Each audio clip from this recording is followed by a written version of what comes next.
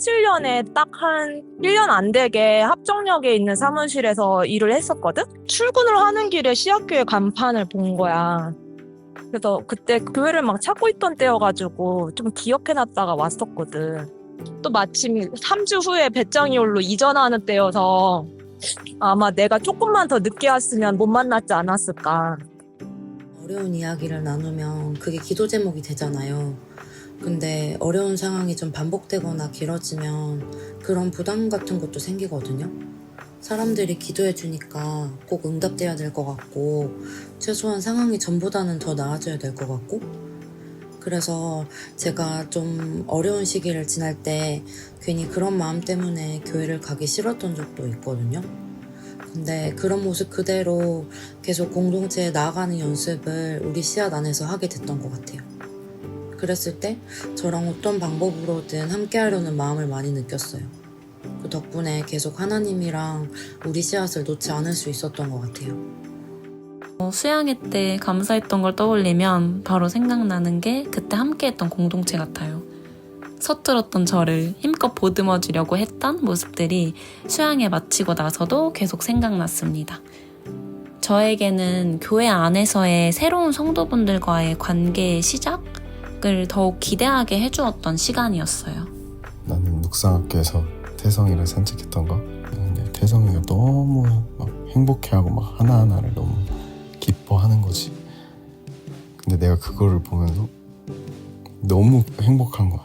근데 내 아빠 대신에 내 아버지 대신 하나님은 나랑 함께하는 이 매일의 순간이 얼마나 행복하실까. 그런 생각이 들어서 막 태성이 뒤에 따라가면서 막 울고 막 아마 그 산책을 내가 아마 오랫동안 잊지 못하지 않을까. 처음 팀장을 하기 시작할 때부터 지금도 한 번씩 팀을 두고 하는 기도는 두 가지인데 섬기는 사람들에게 이게 부담이 아닌 기쁨이었으면 좋겠다. 그리고 이 모임이 일만 하는 팀이 아니라 사랑하는 공동체였으면 좋겠다거든요. 요즘에는 한 번씩 우리가 일만 하고 있지는 않구나. 그리고 하나님이 이 팀을 공동체로 만들어 가시는구나를 느끼는 순간들이 있었던 것 같아요. 난 사실 이번에 선교 갔을 때도 내가 도움이 될 수 있을까? 내가 준비한 이 사역들이 도움이 될 수 있을까라는 생각을 진짜 많이 했었거든? 근데 이번에 우리가 갑자기 피카츄하고 얼룩말 탈을 쓰게 됐잖아. 그래서 막 안에서 춤추고 물론 나야 너무 재밌었지만 내가 이렇게 춤추고 이렇게 전단지 나눠주는 게 내가 도움이 될 수 있을까라는 생각이 진짜 많이 했거든? 근데 우리를 보고 호리 목사님이 진짜 정말 환하게 웃으셨잖아. 난 진짜 그게 너무 감사했어. 정말 소중한 기억으로 남아있고 그리고 그런 소중한 시간들을 보낼 수 있게 해주신 하나님한테 늘 감사하다고 생각을 하고 있어.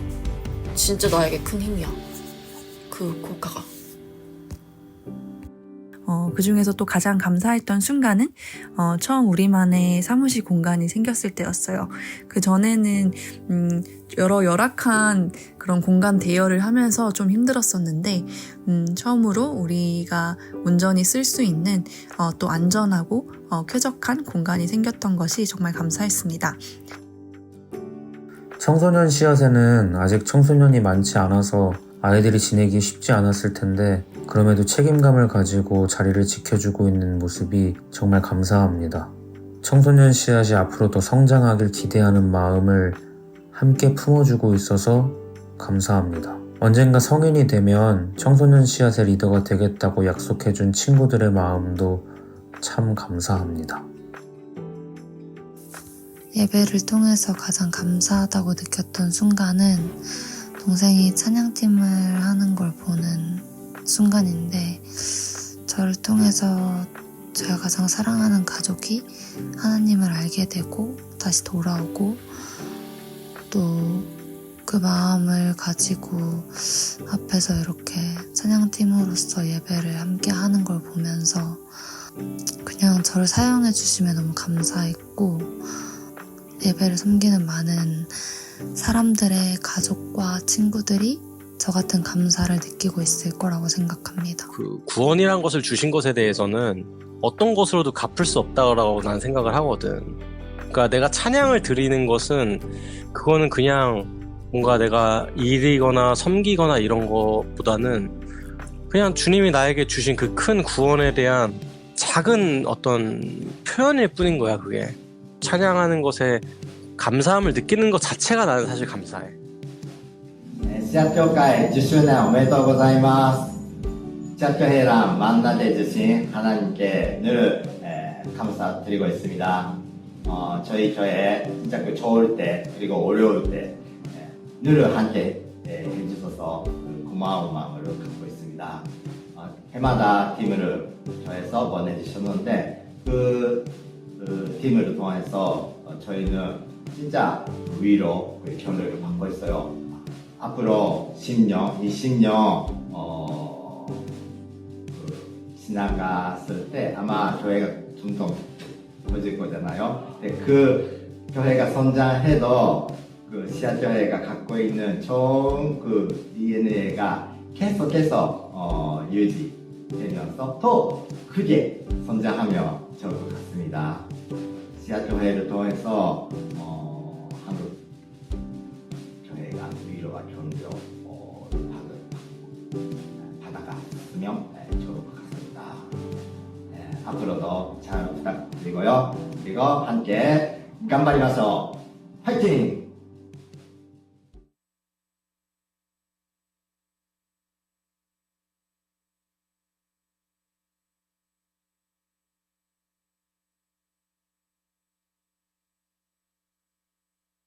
우리 데살로전서 2장을 보겠습니다.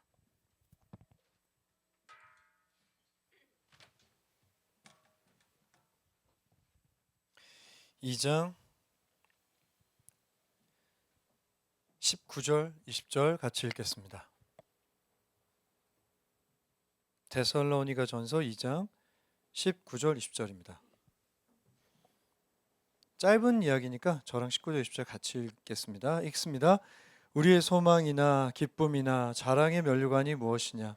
그가 강림하실 때 우리 주 예수 앞에 너희가 아니냐? 아멘. 아, 그래요? 죄송합니다. 20절 같이 읽죠. 제가 큰일 날 뻔했네요. 읽습니다. 시작. 너희는 우리의 영광이요 기쁨이니라. 아멘. 저희 시학교회가 10주년이 돼서 계속해서 우리가 지금까지 함께 결정할 때 사용하였던 핵심 가치에 대해 나누고 있습니다. 저희가 사실은 1년에 한 번은 핵심 가치를 나누고 또 그 다음에는 저희 교회 사명에 대해 나누고 있는데요. 10주년이라 영상도 준비하고 조금 더 열심히 준비했던 것 같습니다. 저희 핵심 가치 지금 세 가지를 나눴습니다. 첫날 관계에 대해 나누고 그 다음에 동역에 대해 나누고 지난주에 섬김에 대해 나눴는데요. 저희가 설교 마지막에는 거의 비슷한 시간을 갖는데 옆에 있는 분과 그 세 가지 설교 중에 기억에 남는 분이 무엇인지를 잠시 나눌 겁니다. 근데 저희 교회 처음 오신 분들이 지금 많이 계세요. 그러면 설교를 잘 안 들으셨을 수도 있으니까 그런 분들은 내가 다니고 싶은 교회, 내가 꿈꾸는 교회에 대해서 잠시 얘기해 보면 좋겠습니다. 두 분 혹은 세 분이 잠깐 인사 나누시고 한 2분 정도 나누는 시간 갖겠습니다. 시작하겠습니다.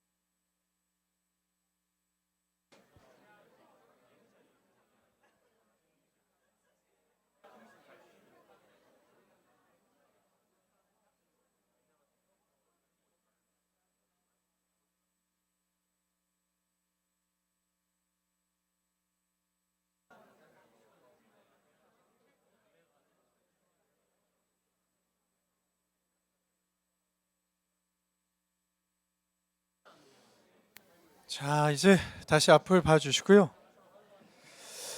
미리 광고를 드리면 오늘 저희 핵심 가치에 대한 설교는 마무리가 되고요. 저희가 1년에 한 번은 성경 한 권을 정해서 쭉 강의하는 성경을 해석하는 일을 하는데 이번 연도에는 마태복음에 있는 제자도, 예수와 제자의 관계에 대한 얘기, 또 성도의 정체성 중에 하나가 예수를 따라가는 자라는 정체성이 있거든요. 예수를 따라가는 게 무엇인지에 대해서 한번 내년 초까지 나눠볼 생각입니다. 또 많은 기도와 기대 부탁드리고요. 최선이란 가치는 사실 저희 교회가 개신교라는 걸 의미해요. 그러니까 이 교회가 카톨릭이 아니라 개혁교회, 프로테스탄트다. 왜냐하면 이 프로테스탄트의 강령 중에 유명한 강령이 하나 있습니다. 장 칼뱅이라는 사람이 이 강령을 말했는데요. 개혁교회는 계속해서 개혁되어야 한다. 그러니까 한 번 개혁된 교회가 아니라 이 교회는 끝없이 개혁되는 것을 추구하는 교회여야 한다라는 것이 프로테스탄트, 개신교의 생각이었습니다. 우리가 자꾸 그런 회의를 많이 합니다. 우리 교육자 회의에서도 이런 걸 많이 하고 특별히 기도학교에서 저는 이걸 많이 하는데 더 좋아질 수 있는 방법은 뭡니까? 기도학교가 조금 더 나아질 수 있는 방법은 뭡니까? 사실 제 묵상학교는 혹시 비결이 있으면 좀 말해주세요. 기도학교의 가장 큰 문제는 온도입니다. 그러니까 1층과 2층의 보일러의 온도차 때문에 1층은 추운데 2층은 지옥불이 된다든지 1층이 뭐 지옥불인데 2층은 춥다든지 이런 문제가 사실은. 그래서 요번에 처음으로 온풍기를 2대 가져갔거든요. 2층은 좀 시원하게 하고 1층을 좀 포기한다. 뭐 이런, 너무 추우면 온풍기를 튼다. 저희 나름대로 최선을 다해서 계속 피드백 중입니다. 교회는 계속해서 더 나은 사역을 해야 된다. 우리는 최선이 무엇인지 고민한다. 그것이 저희 교회의 중요한 시작부터의 가치였습니다. 그런데 만약에 지금 저희 교회의 이 모습에 대해 4세기에 우리가 모든 신학의 토대를 만들었던 성 아우구스티누스에게 당신의 교회는, 우리 교회는 이런 교회입니다 하면 아우구스티누스는 아마 그 교회가 틀렸다고 할 것 같아요. 왜냐하면 그 당시 교회는 매우 임박한 종말론을 가지고 살아갔기 때문입니다. 사실 데살로니가 전서라는 책을 바울이 썼던 이유도 그거였는데요. 초대교회, 교회가 처음 시작된 1세기의 로마 교회는 예수가 자기 죽기 전에 다시 올 거라고 생각했습니다. 그러니까 박해나 조롱이나 그 모든 가난도 견딜만 했던 거죠. 340년에 로마에 여전히 이제 국교회가 되고 나서 로마 사람들은 모두 다 개신교인, 기독교인이 돼야 된다고 말하고 나서부터 사람들이 고민하기 시작했던 겁니다. 우린 어떻게 살아가야 되는가? 우리는 이제 박해받는 교회가 아닌데 어떻게 신앙생활을 해야 되는가? 바로 이 질문에 대해 성 아우구스티누스는 신국론 또는 하나님의 도시라는 책을 써서 설명하는 겁니다. 여기서 중요한 신학적 변화가 나타나는데요. 사실은 초대교회 성도들에게 매우 충격적인 얘기였을 것 같다고 신학자들이 말을 해요. 뭐냐면 생각보다 예수의 재림은 지연될 수 있다. 그 얘기를 처음 꺼냅니다. 우리 생에 안 올 수 있다. 1000년 뒤에도 안 올 수 있다. 꽤 오래 걸릴 수 있다. 그러니까 사랑하는 로마의 성도들이여, 삶을 살아가라. 처음으로 얘기한 겁니다. 그 당시엔 다 죽을 생각뿐이었거든요. 재림만 기다렸던 일종의 시한부 종말론 상태의 교회였거든요.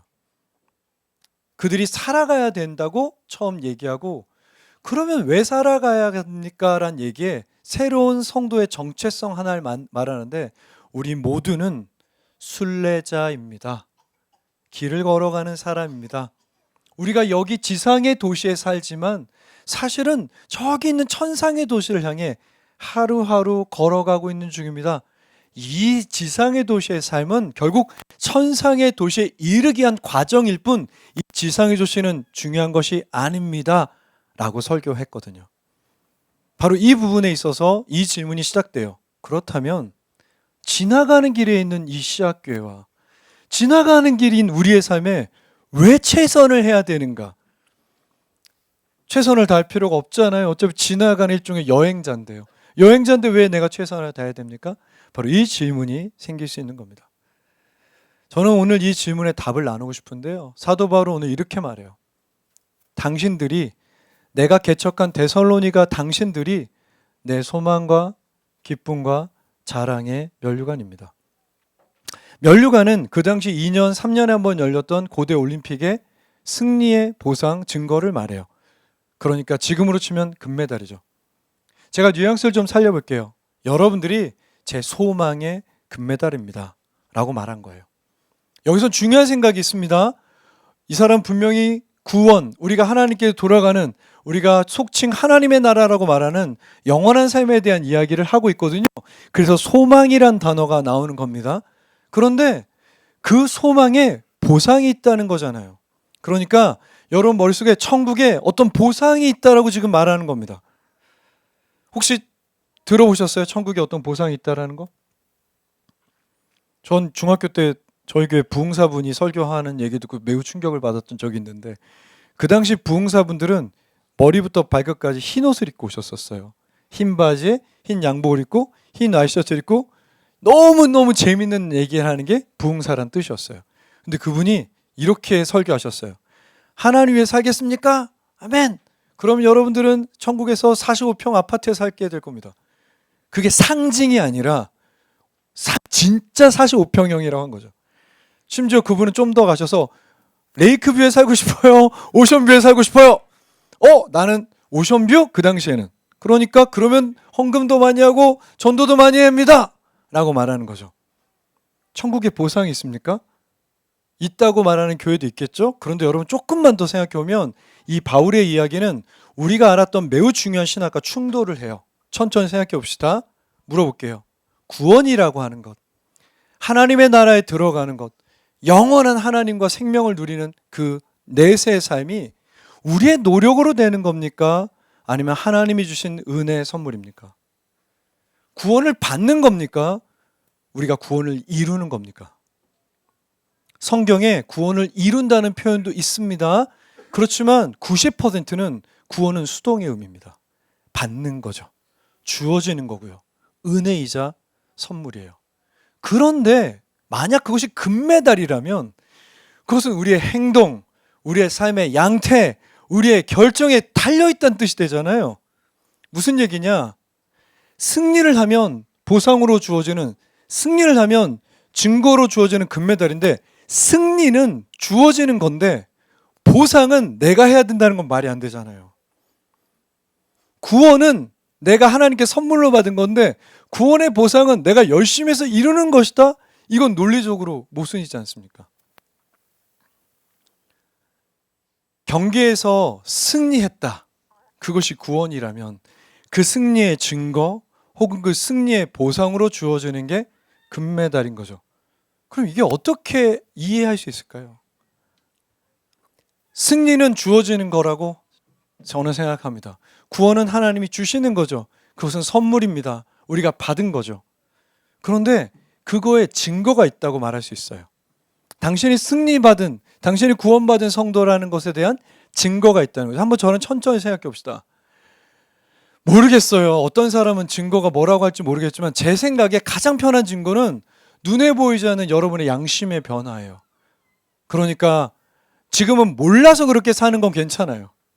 그런데 이것이 하나님이 기뻐하지 않는다는 일이라는 걸 알았을 때 내가 그걸 피하려고 하는 것, 내가 그것을 싫어하게 되는 것, 내가 그것을 어쩔 수 없이 할 수는 있지만 그것을 즐기지 않는 내 양심의 변화를 구원의 증거라고 할 수 있습니다.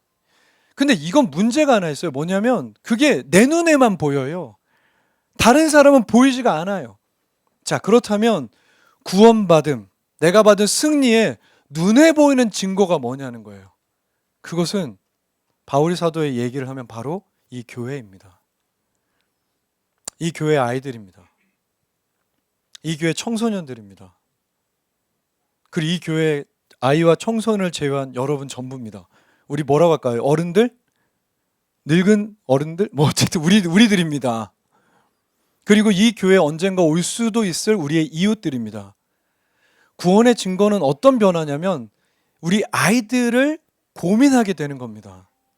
우리 청소년들이 행복하기를 바라게 되는 겁니다. 여러분들이 더 좋은 삶을 살기를 간절히 바라는 겁니다. 그래서 내 구원의 보상이, 내 구원의 증거가 여러분인 것을 이해하는 것. 아, 나 때문에 이 사람들이 좀 더 좋아지는 거구나. 나 때문에 이 사람이 조금 더 기뻐지는 거구나. 나 때문에 우리 아이들, 우리 청소년이 조금 더 행복해지는 거구나. 이러한 변화가 일어나고 진짜 우리 아이들이 좋아지고 청소년들이 좋아지고 성도들 삶 하나하나가 좋아질 때 승리한 성도는, 구원을 받은 성도는 그게 그렇게 자랑스럽고 그게 그렇게 기쁘고 그게 그렇게 소망이 되는 겁니다. 왜 교회에서 최선을 다해야 됩니까?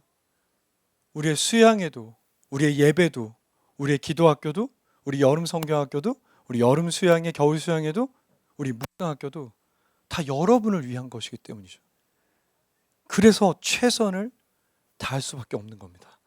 여러분들이 제 구원의 이유이자 증거이자 보상이기 때문이죠. 자, 우리가 이번 4주 동안 했던 방식 그대로 할 텐데요. 이것이 어떻게 실제적으로 우리의 삶에 또 이 교회에 이루어지고 있는지 이제 간증을 잠깐 들어보는 시간을 가질 텐데요. 우리 김지은 자매님 나오셔서 이어서 계속 간증해 주시겠습니다. 지금은 아니고요. 제가 부탁드리면, 아니요, 나올 때 제가 박수로 부탁드리는 거예요. 지금 박수 쳐주세요.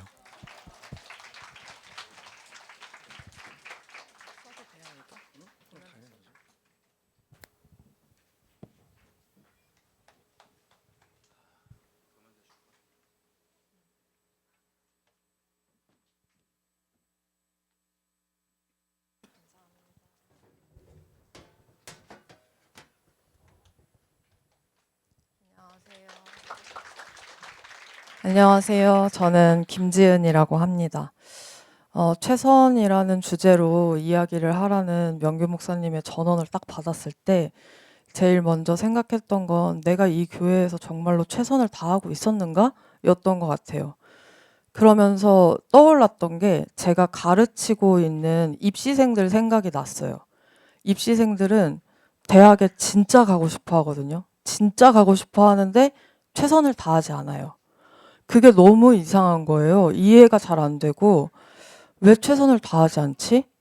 그래서 애들을 좀 유심히 봤어요. 그랬더니 그거더라고요.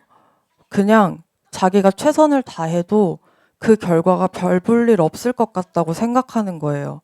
그래서 최선을 다하지 않는 거예요. 그러면 변명을 할 수가 있거든요. 내가 이 정도인 사람이 아니라 내가 최선을 다하지 않아서 이 정도 결과가 나온 거야 라고 변명을 하고 싶은 것 같더라고요. 저는 글을 쓰고 연출을 하는 창작자인데요. 처음에는 제가 천재인 줄 알았어요. 그 신병 같은 걸 받았거든요. 그래서 창작을 안 하면 진짜로 몸이 막 아픈 거예요. 그래서 이건 진짜 신병을 받았나 보다. 그런 생각을 했는데 신병이 찾아왔다는 건 나랑 신밖에 모르는 일이잖아요. 마치 믿음이 선물로 주어진 거를 논리로 설명하지 못하고 하나님과 나만 아는 것처럼 이제 신과 나만 안다고 생각을 하는데 저는 좀 언제나 좀 크게 쓰임받는 사람이고 싶다는 욕망이 있었어요. 마치 처음 무당이 신병을 앓을 때 나는 만신을 받을 거야 라고 생각하는 것처럼 그런 욕망이 있었는데 아니었던 거죠. 신을 받긴 받았는데 아주 작은 신이었던 거죠. 그러니까 다르게 말하면 하나님이 나를 통해서 아주 큰 변혁을 일으킬 거는 아닌가 보다. 그런 실망감이 좀 있었어요. 근데 물을 한 번만 먹어도 될까요? 감사합니다.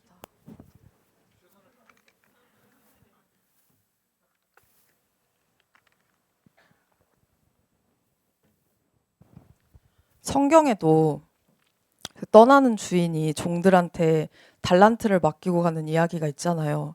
똑같아요. 저는 당연히 5달란트 받은 사람일 줄 알았어요. 그래서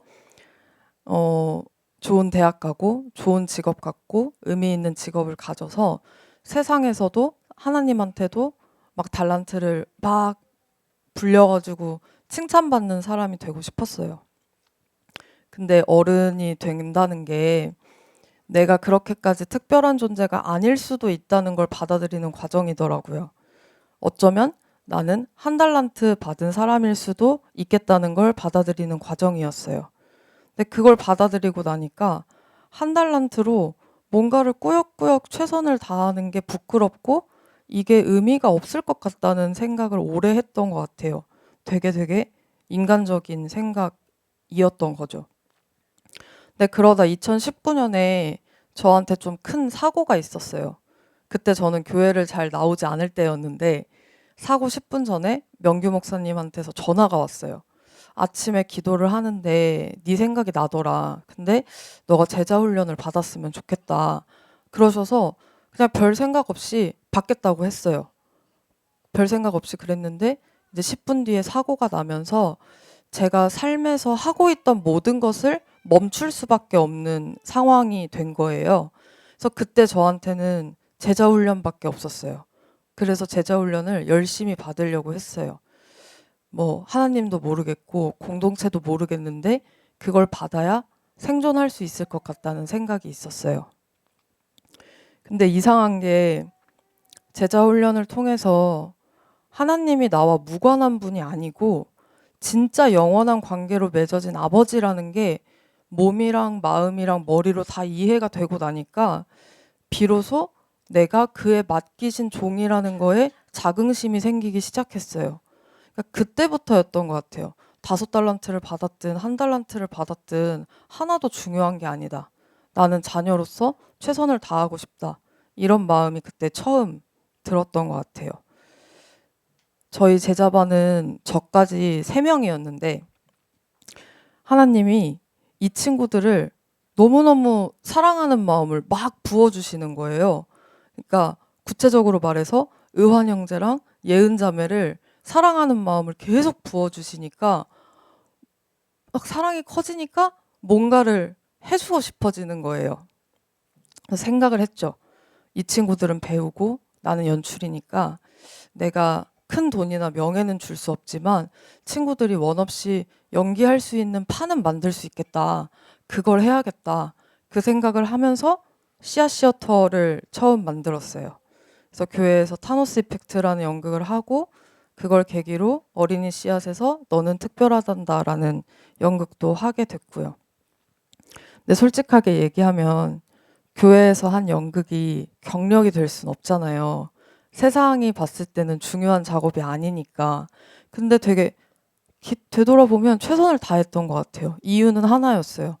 여기 있는 동역자들을 너무 사랑해서. 근데 확실한 건 그 사랑은 제가 만들어낸 게 아니라 하나님이 부어주신 거라는 거죠. 왜냐면 원래 저는 사랑이 진짜 없는 사람이거든요. 10주년 TF를 신청했던 것도 비슷한 마음이었어요. 제가 이 교회를 너무 사랑하고 이 교회가 저를 너무 사랑해 주니까 뭔가 도움이 되고 싶었던 것 같아요. 막 여러 기획을 하고 회의를 하면서는 지금 내가 이런 걸 하고 있을 때가 맞나? 막 그런 생각이 들기도 했지만 결국에는 전도사님이랑 혜린자매, 명희자매, 의민 형제랑 같이 하면서 너무 즐거웠어요. 왜냐면 저희한테 소망이 있었거든요. 우리 모두가 이 행사를 너무나 즐거워하고 그래서 이 교회를 조금 더 사랑하게 됐으면 좋겠다는 소망이 있어서요.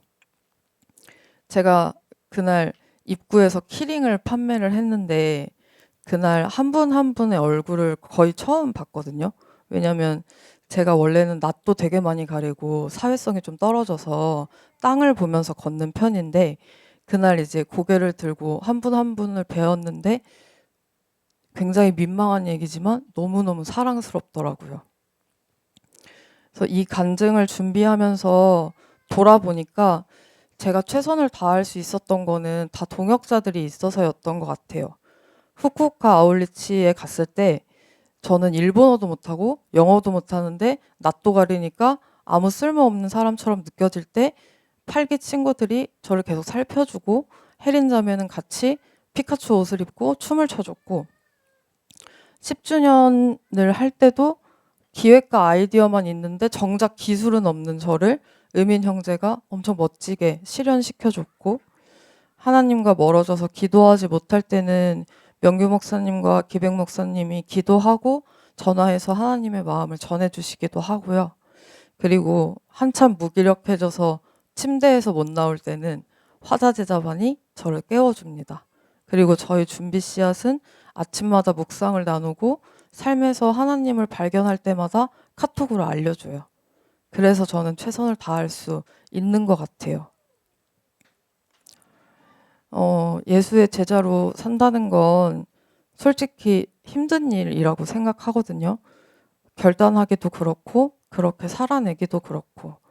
그렇지만 하나님이 나를 창조하시고 나를 위해 죽으시고 다시 부활하셔서 나와 관계하고 계시다는 걸 이미 알아버리셨다면 최선을 다해 사랑해 보시기를 추천합니다. 최선을 다해 사랑하기로 결정할 때 하나님은 더 큰 사랑을 부어주실 거고 그건 경험한 사람만 느낄 수 있는 정말 충만한 상태이기 때문입니다.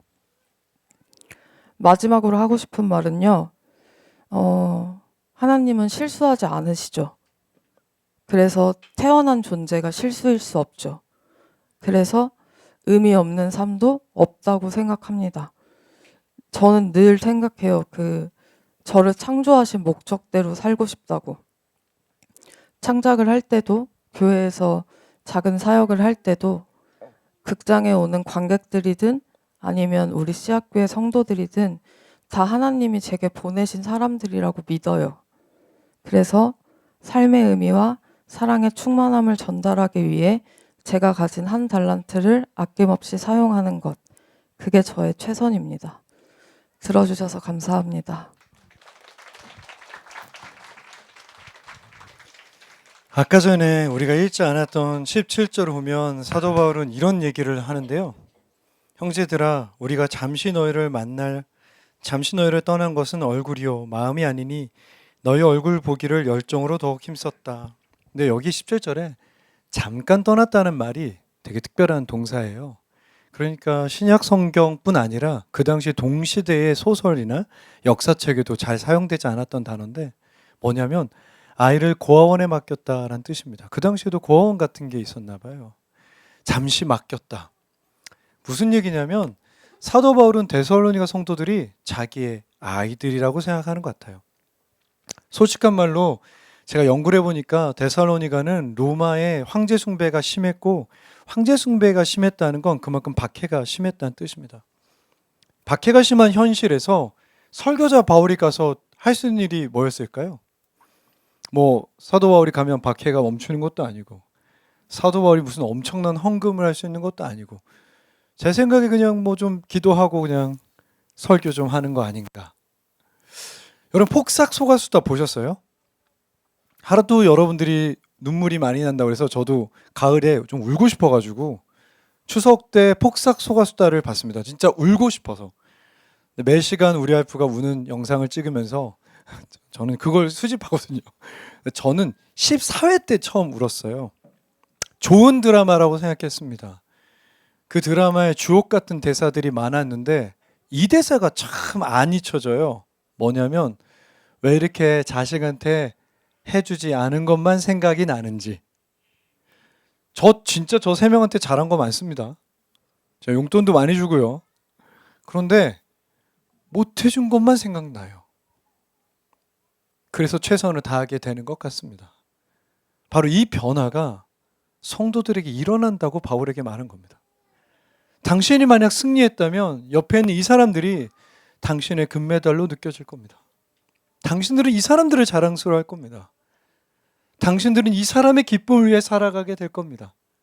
그러니까 별거 아니지만 나는 당신들을 위해 최선을 다하겠습니다. 잠시 같이 기도하십시다. 사랑의 주님, 바로 당신들이 나의 소망이고 기쁨이고 자랑의 금메달입니다 라고 말했던 바울의 말을 나누었습니다. 누군가 잠깐 살다 갈 인생이고 지나가는 이 도시에서 왜 최선을 다해야 되냐라고 물어보면 옆에 있는 이 사람을 위한 교회의 일이고 내 옆에 있는 누군가를 위한 내 삶이기 때문이다. 난 이 사람들을 되게 중요하게 생각하고 이 사람들을 사랑하게 되었습니다 라고 말하기 때문이라고 저는 믿습니다. 하나님이 교회가 주님 다시 오실 그날까지 내 앞에 있는 것이 영원한 영혼이기에 최선을 다할 수 있는 교회 되게 해주십시오. 그래서 이 사람들이 나의 기쁨이고 나의 자랑이고 나의 소망, 그 소망의 멸관이다, 금메달이다 하느님 말을 더 많은 사람들이 경험할 수 있는 공동체가 되게 해주십시오. 주님 감사드립니다. 이 모든 말씀 우리 주 예수 그리스도의 이름으로 기도합니다. 아멘.